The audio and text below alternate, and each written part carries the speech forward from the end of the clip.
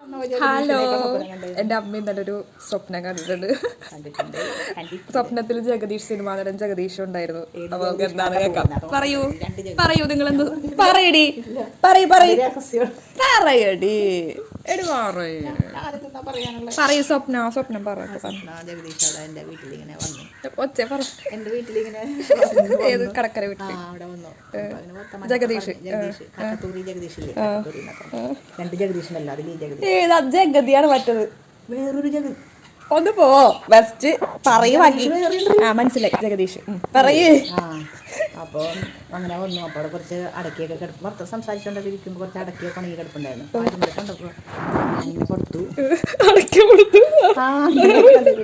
അപ്പോൾ അങ്ങനെ അടക്കിയൊക്കെ കൊണ്ട് കൊടുത്തു. അത് കഴിഞ്ഞിട്ട് ജഗദീഷിനൊരു കോള് വന്നു. ആരുടെയോ കോൾ അറ്റൻഡ് ചെയ്തൊക്കെ കഴിഞ്ഞിട്ട് വെച്ച് കഴിഞ്ഞിട്ട് പറയാം, ആരോ മരിച്ചിട്ട് പോസ്റ്റ്മോർട്ടം ചെയ്യാൻ നോക്കിയപ്പോ ആൾക്ക് ജീവനുണ്ടെന്ന് കണ്ടു.